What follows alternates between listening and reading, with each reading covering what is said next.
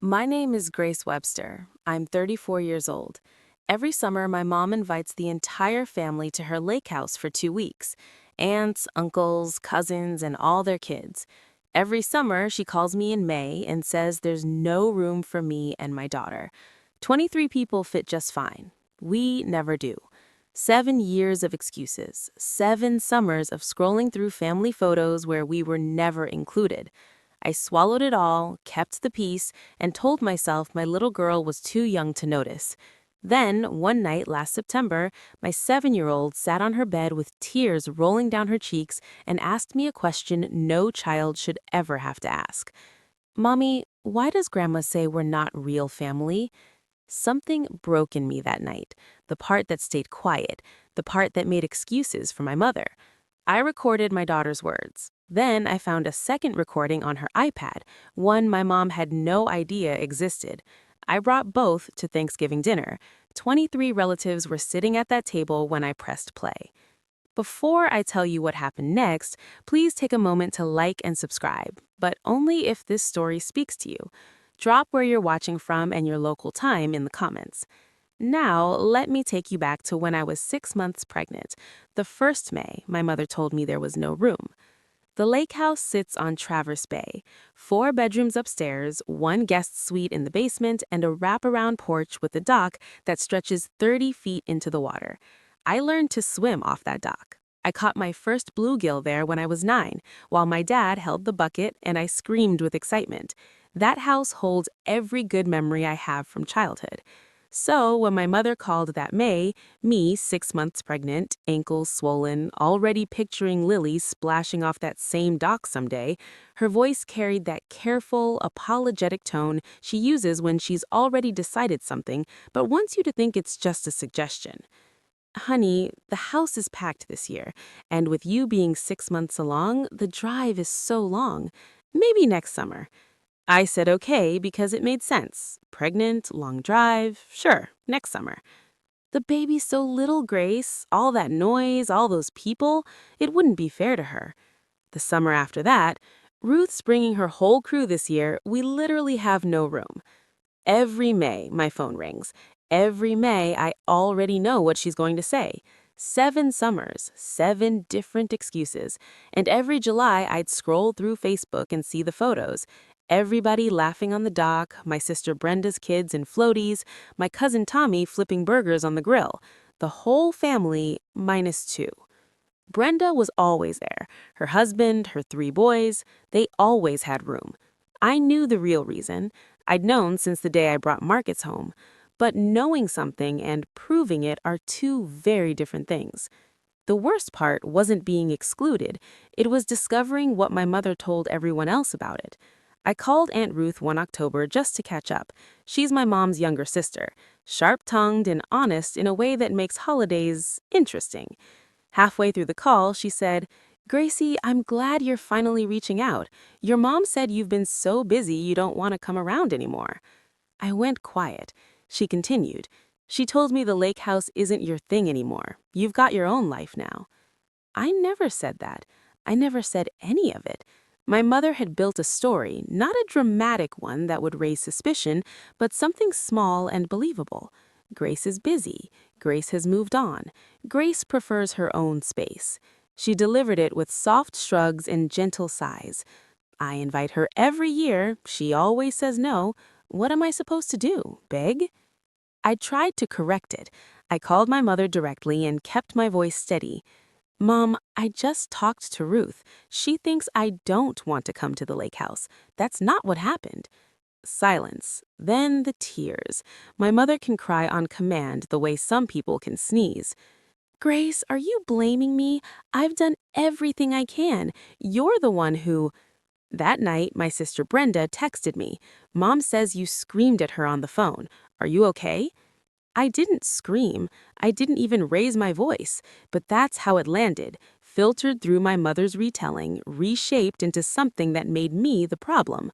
I was losing a war I didn't even know I was fighting, and my mother was winning, one whispered phone call at a time. Marcus and I sat at the kitchen table that night after Lily was asleep. He listened to all of it, the call with Ruth, the confrontation with my mother, Brenda's text. He rubbed his jaw the way he does when he's choosing his words carefully. "Okay," he said, "so what do you want to do?" "I want to drive up there in July and walk through the front door."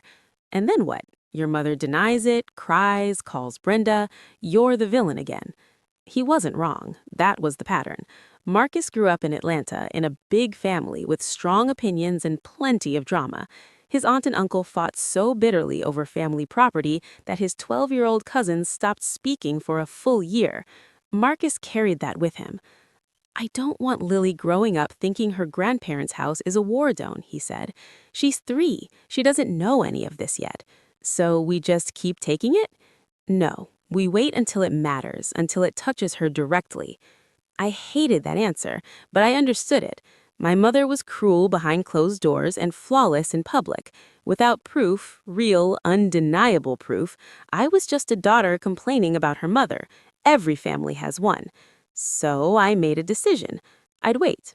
I'd keep my distance, protect Lily from the ugliness, and hold my silence until there was a reason large enough to break it.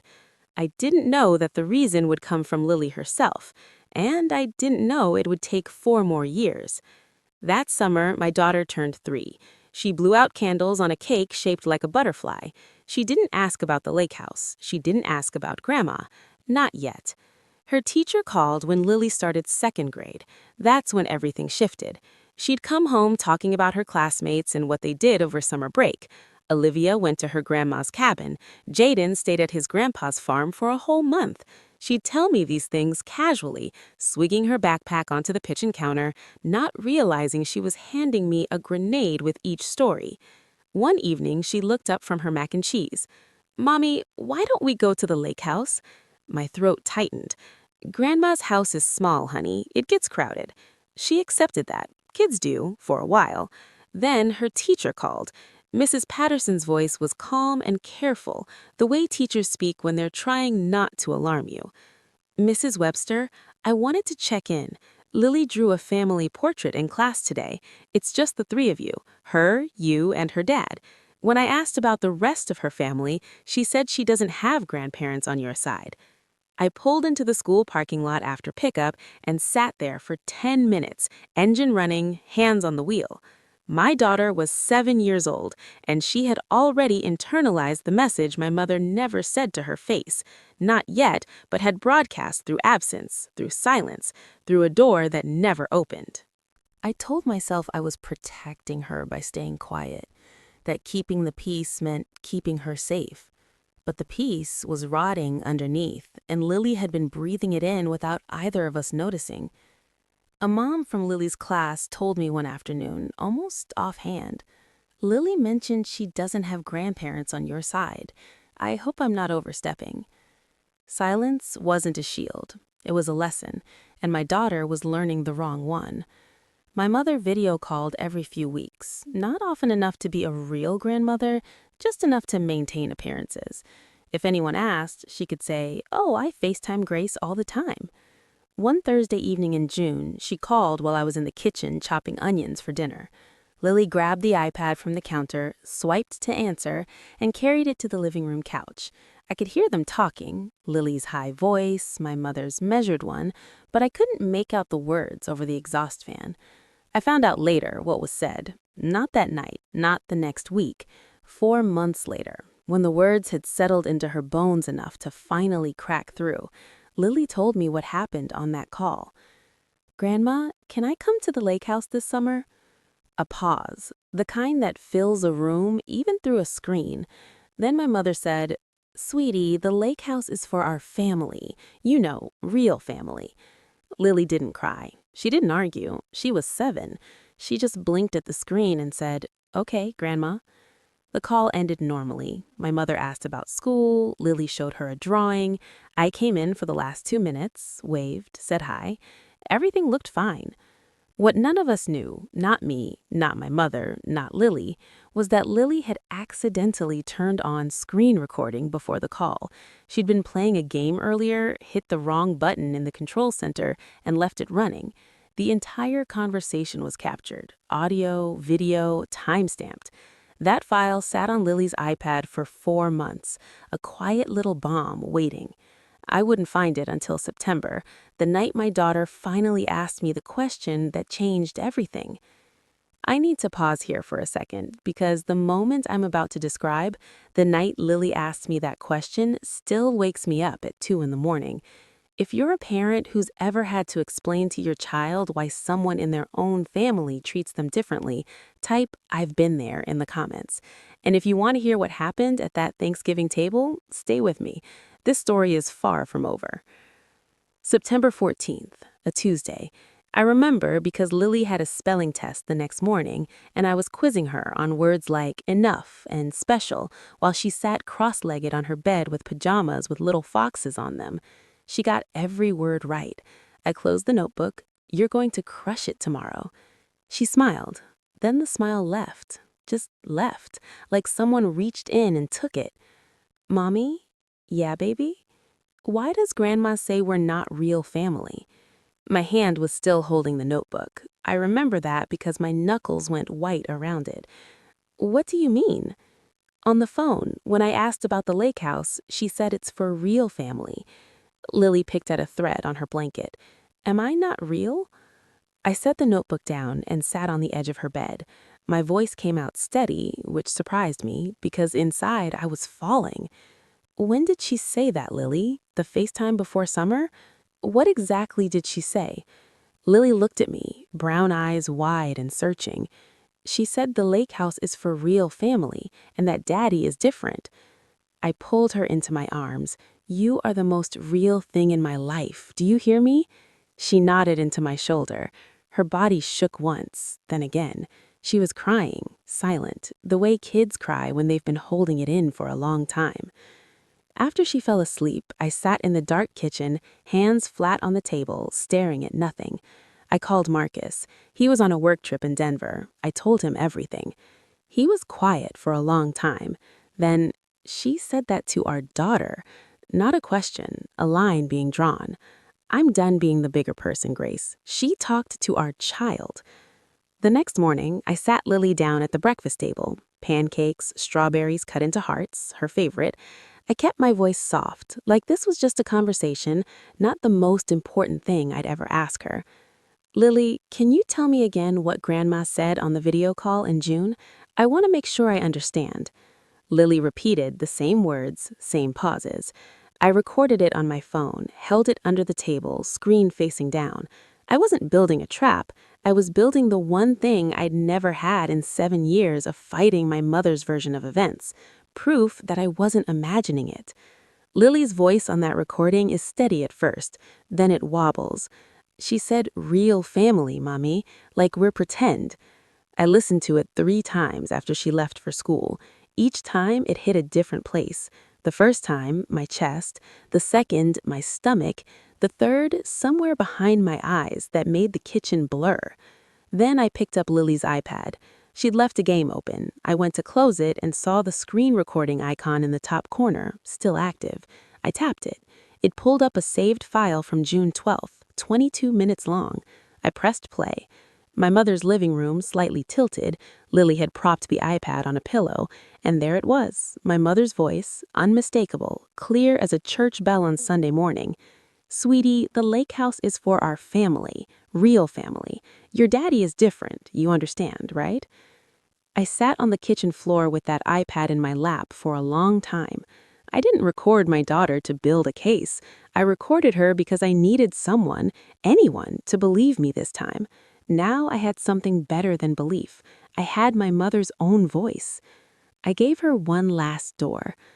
Friday evening, Marcus was home. Lily was at a play date. I sat on our back porch, watched the neighbor's sprinkler arc across their lawn, and called my mother. She picked up on the second ring. "Grace, how are you, sweetheart?" "Mom, Lily told me what you said on the video call in June." Silence. 1 beat. 2. "What do you mean?" "She told me you said the lake house is for real family, that Marcus is different. Those were your words." "Grace, I never said that. Lily must have misunderstood. You know how kids." "Mom, I'm asking you one time. Did you tell my daughter she's not real family? Her breathing changed, shorter, faster, then the pivot, smooth and practiced like a dancer who's done this routine 1,000 times. You're always making everything about race, Grace. This is exactly why I can't talk to you. You twist everything. And then the tears, right on schedule. You're trying to turn my own grandchild against me after everything I've done for this family. Mom, yes or no? I am not going to sit here and be interrogated by my own daughter. She hung up. 40 minutes later, Brenda called. Mom's really upset. She says you accused her of being racist. Grace, come on. Did she tell you what she said to Lily? She said Lily misunderstood something. Kids do that. Okay, Brenda. I hung up and sat there. The sprinkler was still going next door. Back and forth, back and forth. I gave her a door, she slammed it, and then called Brenda to board up the frame. Thanksgiving was 8 weeks away, and for the first time in 7 years, I told my mother I'd be there. My mother's reaction to me accepting the Thanksgiving invitation was a masterclass in performance. Oh, Grace, I'm so thrilled. I've been hoping for this. Let me tell everyone, they'll be so excited. Within 2 hours, she'd called half the family. I know because Aunt Ruth called me that evening, and her voice had a different texture than my mother's, something raw underneath the pleasantness. Gracie, I'm happy you're coming, I really am. A pause. Your mom says you've been wanting to come for a while now, that you two worked things out. Is that what she said? Word for word. I closed my eyes. Even my attendance was being narrated for me. Aunt Ruth, I know what she told you about me being too busy, about me not wanting to come. Ruth went quiet. None of it was true. Grace, what happened? I wanted to tell her. The words were right there, loaded and ready, but I held them back. If I told Ruth now, my mother would find out before Thanksgiving. She'd cancel, she'd rework the story, she'd have 8 weeks to spin a new version. You'll understand soon, I said. Ruth let out a long breath. All right, I trust you. That night, Marcus and I went over everything. I saved both audio files to my phone and backed them up to the cloud. I tested the speaker volume, played them in the living room, the bathroom, the kitchen, listening for clarity in different spaces. Marcus watched me from the doorway. You sure about this? She's had 7 years of telling her version. She's had every holiday, every phone call, every whispered conversation. I get one chance. I'm not wasting it.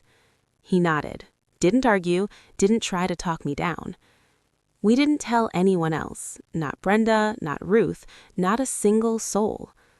2 weeks before Thanksgiving, my mother called about the menu. She spent 11 minutes on the seating chart, the turkey brine, and which tablecloth to use, Aunt Margaret's linen or the everyday cotton. Then, right at the end, her voice dropped half a register. Grace, I need you to promise me something. What's that? Don't make things uncomfortable. You know how family gatherings can be. Just don't bring up old issues. Like what? Mom, you know what I'm talking about. I'm bringing the cranberry salad. That's all I'm bringing. She didn't laugh. I just want a nice Thanksgiving. That's all I've ever wanted. 3 days later, Brenda called. Same cautious tone, same script, slightly different delivery. Mom's worried you're going to cause a scene. A scene? Her words. She said you've been hostile lately and she doesn't want drama in front of the kids. Brenda, I haven't spoken to Mom in 3 weeks. How am I being hostile? Brenda didn't have an answer for that. I'm bringing salad, Brenda. Relax. The night before Thanksgiving, Marcus found me in the bedroom, staring at the ceiling. You're not sleeping? No. Having second thoughts? No. I'm thinking about the seating. He raised an eyebrow. She'll put us at the end of the table, far corner, away from the center. She always controls the geography. Marcus lay down beside me. Let her. I know. It doesn't matter where I'm sitting. It matters what I'm playing. He reached over and took my hand. You sure about this? Same question, different weight now. I've never been more sure of anything. Outside, the first November frost was settling on the grass, quiet, still, the kind of cold that turns everything brittle. The driveway was already full when we pulled up. 8 cars, a minivan with a Michigan State bumper sticker, Tommy's truck, a silver sedan I didn't recognize, and my mother's white Buick parked closest to the front door, like always. Queen spot. Marcus turned off the engine. Lily unbuckled her seatbelt in the back. "Is this Grandma's house?" "Yes, baby." "It's big." It was. A 3-story colonial with a wraparound porch. Bay windows glowed amber from inside. Room for 23 people at Thanksgiving, but somehow never room for us in July. My mother met me at the door. Full makeup, pearl earrings, an apron she'd never actually cooked in. It was decorative, part of the costume. "Grace, I'm so glad you came, sweetheart." She pulled me in, squeezed. Her perfume was suffocating, gardenias layered thick enough to taste. Then she looked down at Lily. Something flickered across her face. Quick, controlled, gone. She bent down. "Hi there, sweet girl." Lily pressed closer to my leg. Inside, the house hummed, voices overlapping, kids running. The Macy's parade played on the living room TV. I saw Aunt Ruth by the fireplace, Uncle Larry carving something at the counter, Cousin Tommy carrying a bowl of mashed potatoes like a football. Ruth spotted me first and crossed the room. "Gracie, my God, it's been ages." She hugged me, firm and real. Then she stepped back and looked at me like people do when they're searching for something. "I'm okay," I said. She didn't look convinced. I scanned the mantel as we moved through the living room. Family photos lined the shelf. The lake house crew from last July, Christmas 2 years ago, Brenda's boys at Easter. Not a single frame held my face or Lily's or Marcus's. 23 people in that house. Not one of them knew why we'd really been gone. Dinner was served at 5:30. My mother presided at the head of the table, Keith at the opposite end, silent as a bookend. I was seated exactly where I predicted, far corner next to the kitchen doorway, 3 chairs from the nearest aunt. Lily sat between Marcus and I. She picked at her turkey, watching the cousins she barely knew toss rolls across the table. My mother ran the conversation like a conductor. Every story, every anecdote, every burst of laughter, she orchestrated it. And tonight's theme apparently was the lake house. "Larry, tell everyone about that bass you caught in July. It was enormous." She beamed. "And Tommy, remember when your boys tipped the canoe? We laughed for an hour." Each sentence was a postcard from a vacation we were never invited to. Marcus squeezed my hand under the table. I squeezed back. Aunt Margaret, 71, white-haired, voice like warm gravel, turned toward me. "Grace, honey, why don't you ever come to the lake house? The kids ask about you every summer." The table noise dimmed by a fraction. A few heads turned. Before I could open my mouth, my mother stepped in, smooth, automatic. "Grace has her own life, Margaret. We respect that." She said it while looking at me, smiling, as if she was doing me a favor. Uncle Larry shook his head. "Donna, you should make more room next year. This family keeps growing." "We try, Larry. Space is what it is, 5 bedrooms. I grew up in that house. I knew every square foot." Marcus's jaw tightened beside me. Lily was staring at her plate. I watched my mother butter a roll, perfectly calm, perfectly composed, narrating a version of our family where I had simply chosen to disappear. I let her finish the roll. I let her finish the story. She was almost done telling it. After the main course, before dessert, my mother stood and tapped her glass with a spoon. The crystal chimed through the room. "I'd like us to go around the table and share what we're thankful for this year." It started at her end. Keith said health. Brenda said her boys. Tommy said his promotion. Each person gave their piece. Short, warm, predictable.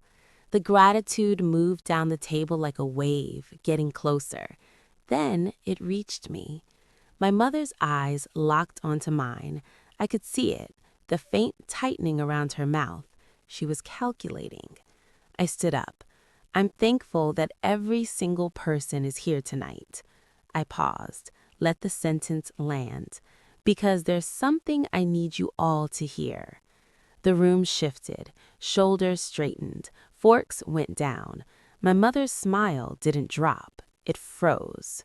Grace, sweetheart, this isn't the time. Mom, I've waited 7 years. There is no better time. I reached into my back pocket and pulled out my phone. My mother's chair scraped against the hardwood as she stood. Grace, don't. I want everyone at this table to hear what my 7-year-old daughter asked me last September. 23 faces turned toward me. Ruth leaned forward.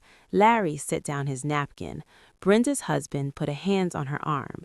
Tommy's wife pulled their youngest onto her lap. My mother's voice dropped low, almost a hiss. Put that phone away.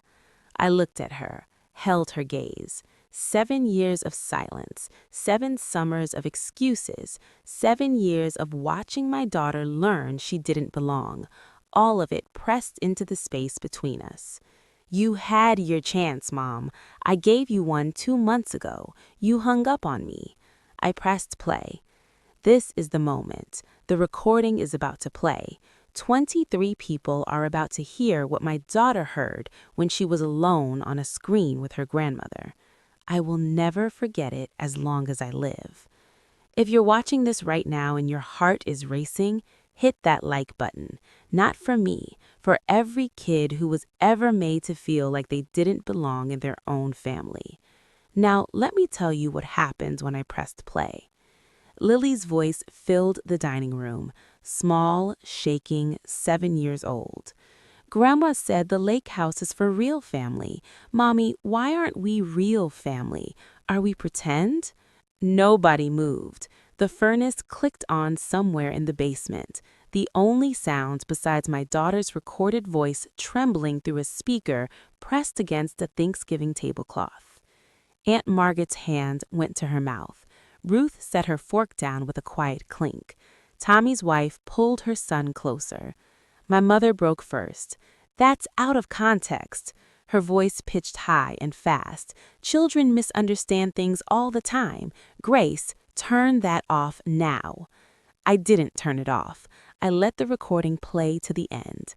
Lily asking me over and over if she was real, if she counted, if Grandma loved her, or if love was only for the people who looked right. Uncle Larry held up a palm toward my mother. Donna let her finish. This is ridiculous. I never. Mom, my voice was level. I'd practiced this in my bathroom mirror for 6 weeks. Lily told me what you said on the video call last June. I thought maybe she misunderstood. I hoped she did. So I checked her iPad. Ruth's head turned sharply. Margaret lowered her hands from her mouth. And I found something else. The room held its breath. My mother's eyes darted to Keith, to Brenda, to the exit behind me. Keith stared at his plate. Brenda was frozen, a glass of wine halfway to her lips.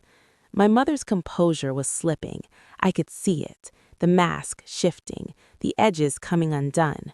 For 7 years, she'd controlled every conversation, every narrative, every version of events. She couldn't control this one, because this time I had her voice. I opened the second file and pressed play. The screen recording was slightly tilted. Lily had propped the iPad on a couch pillow, the way kids do. My mother's face appeared in the FaceTime window, her living room behind her, the same pearl earrings she was wearing right now.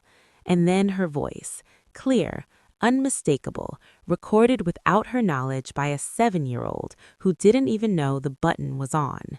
Sweetie, the lake house is for our family, real family. Your daddy is different. You understand, right? The dining room didn't erupt. It imploded. Ruth exhaled sharp, like she'd been punched. Margaret turned to my mother, and her expression was something I'd never seen on that gentle face before. Donna, is that your voice? That's out of context. What context makes it okay to say that to a 7-year-old? Ruth's chair pushed back. Her voice cracked across the table like a branch snapping. What context makes it okay to say that to a 7-year-old? My mother scanned the room, searching for an ally, a foothold, anyone who would throw her a line. Keith looked at his plate. Brenda had gone white. Tommy's jaw was clenched so tight I could see the muscle jumping. Tommy spoke first. "Wait, you told us for years that Grace didn't want to come.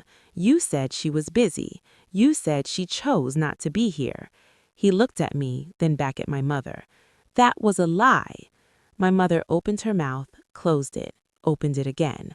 Nothing came out. And in that silence, in the gap between the woman she'd pretended to be and the woman the recording revealed, every story she'd ever told about me unraveled at once. 23 people heard it happen. Ruth stood. Her napkin hit the table like a verdict. "I sat at that lake house for 7 summers, Donna. 7. I asked you every single year why Grace wasn't there, and you looked me in the eye and lied." My mother's hands were shaking now. She gripped the edge of the table. "You don't understand. This town. People talk. I was trying to protect." "Protect who?" Uncle Larry leaned forward. "She's your granddaughter, Donna." Aunt Margaret didn't say a word. She stood up, walked to the coat closet, and pulled out her jacket. Her husband, Bill, followed. They moved through the room quietly. No yelling, no grand speech, just 2 people who'd heard enough. The front door closed behind them with a soft click that sounded louder than anything else that night. Brenda's voice came out small. "Mom, did you really say that?" My mother turned to her, the golden child, the last safe harbor. The desperation on her face was almost enough for me to look away. Almost. "Brenda, you have to understand." But Brenda wasn't looking at her. She was looking at Lily, my daughter, sitting between Marcus and me, her small hand gripping my sleeve, watching her grandmother fall apart in front of a room of people she'd been taught to call family. "Oh my God," Brenda whispered. At the other end of the table, Keith finally spoke, his first words all evening. "I told you this would happen." My mother spun toward him. "Keith, help me, say something." He picked up his water glass, took a sip, put it down. "I told you, Donna, years ago. I told you." I didn't say another word. I didn't need to. The recording said everything I'd been trying to say for 7 years, and the room heard every syllable. I stood up slowly. No rush. "Lily, get your coat, baby. We're going home." Marcus was already on his feet, one hand on Lily's shoulder. She slid off her chair without a sound. Small, careful, the way children move when they can feel the adults around them breaking. My mother's voice chased me across the room. "Grace, you can't leave like this. We need to talk. We need to sit down as a family." And I stopped, turned, looked at her across the length of that table, past the abandoned plates, the untouched pie, the cranberry sauce nobody would finish. "Mom, we've talked for 7 years. We've talked. You chose to lie. I'm choosing to leave." She started to respond, but nothing formed. Her mouth moved around silence. On the way to the door, I passed Ruth. She caught my hand. Her palm was warm, her eyes rimmed red. She didn't try to stop me, she just squeezed once, firm, and said quietly, "I'm sorry I didn't see it sooner." "You couldn't," I said. She made sure of that. Ruth let go, nodded, and wiped her cheek with the back of her hand. Outside, the air hit like a wall. Clean, sharp November cold. Marcus unlocked the car. I buckled Lily in. She looked up at me, searching my face. "Mommy, is Grandma going to be mad?" I crouched down to her level and smoothed her hair back. "Grandma is going to feel what she made you feel, sweetheart, and that is not your fault." Marcus started the engine. We pulled out of the driveway. In the rearview mirror, the house glowed behind us, warm light through every window, full of people. For the first time in 7 years, I didn't wish I was inside. Lily fell asleep in the car 20 minutes into the drive, mouth open, head tilted against the window, one hand still curled around the seatbelt strap. Marcus and I drove in silence.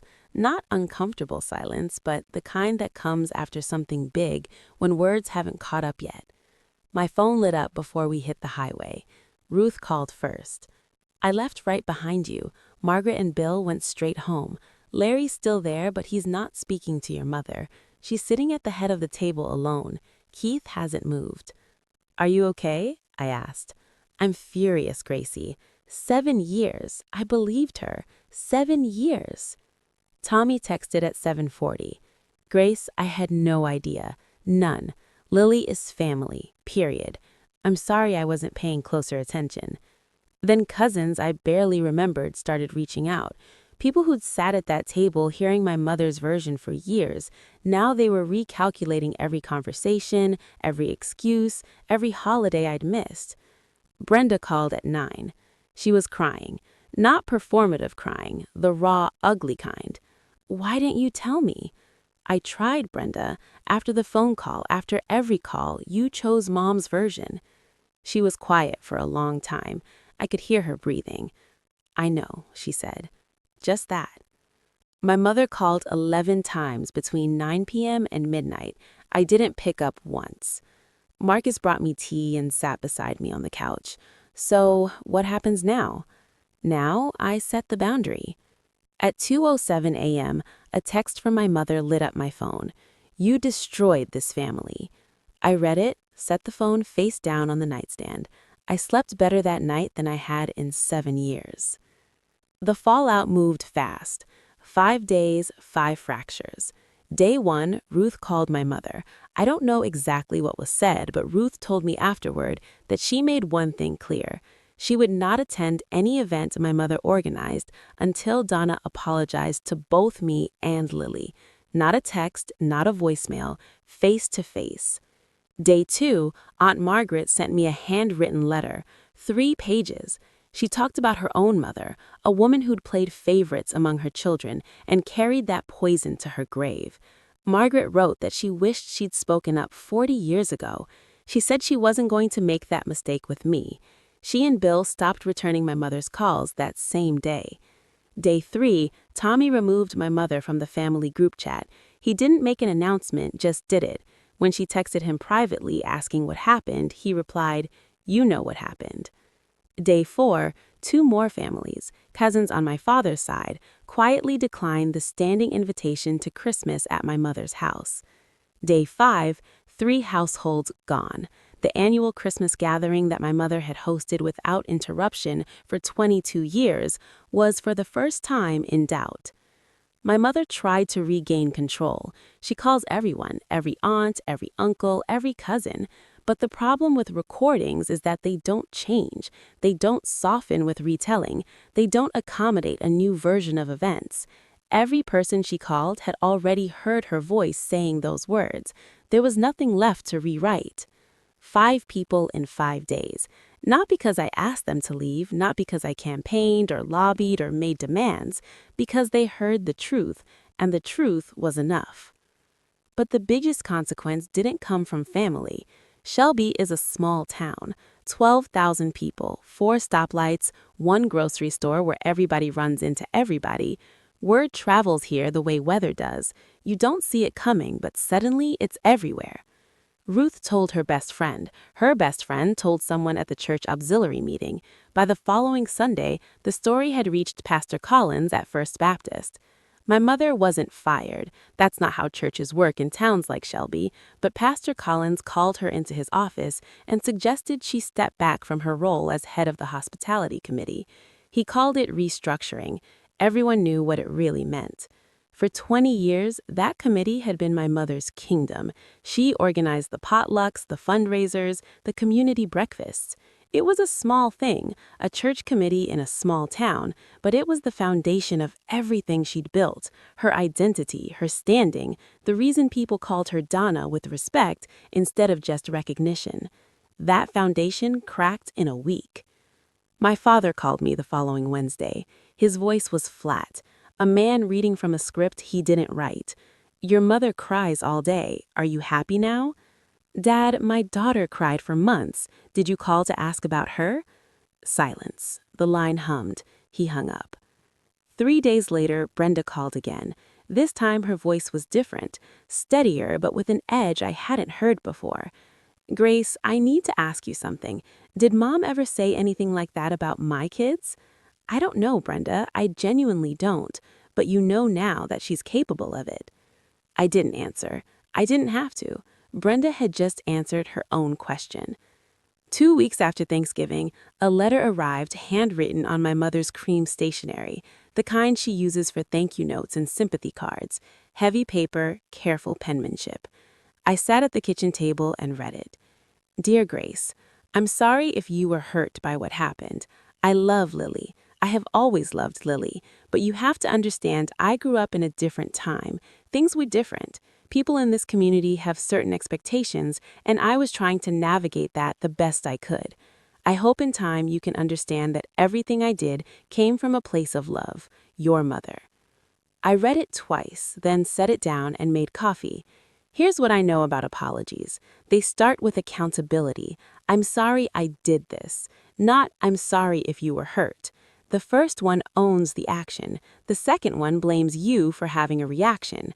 My mother's letter wasn't an apology. It was a press release. I wrote back short, no anger, just clear. Mom, I don't need you to understand my marriage. I don't need you to agree with my choices. I need you to never speak to my daughter that way again until you can acknowledge what you said, take responsibility for it, and commit to family counseling. We won't be visiting. The door is open when you're ready to walk through it. Honestly, Grace, she received my letter on a Thursday. By Saturday, she'd forwarded it to Brenda, highlighted and annotated in the margins. She'd circled, "We won't be visiting," and written next to it, "See, she's punishing me." Brenda called me. "Mom sent me your letter." I figured she would. "She wants me to talk you out of it." "Are you going to?" A long pause. "No, I'm not." First time for everything. 4 months after Thanksgiving, Marcus and I hosted a barbecue. It was a Saturday in late March, one of those early spring days where the sun is warm but the wind still bites. We set up tables in the backyard, strung lights between the fence posts, and grilled burgers and hot dogs. Nothing fancy. That was the point. Ruth came. Larry and Margaret came. Tommy brought his whole family. Brenda showed up tentatively, like someone testing ice on a frozen pond. But she showed up.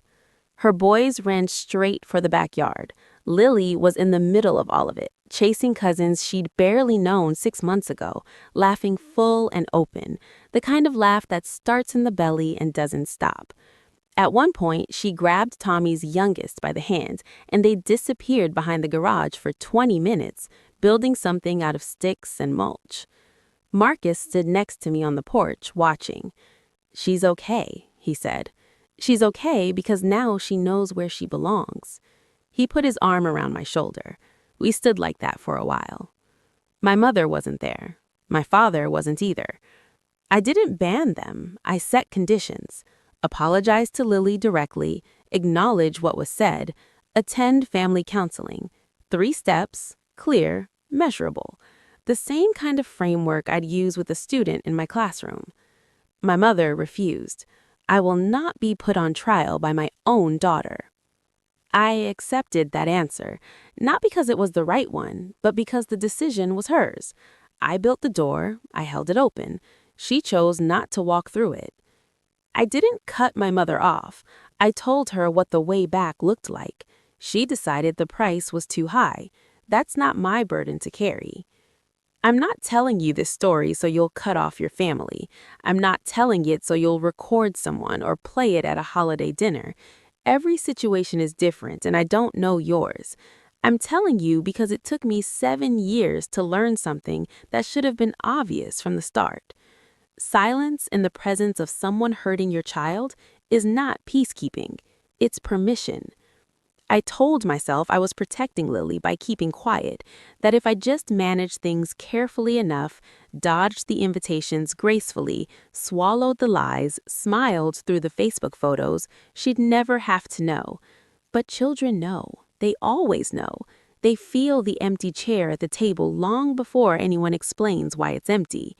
My daughter asked me one question. Why does Grandma say we're not real family?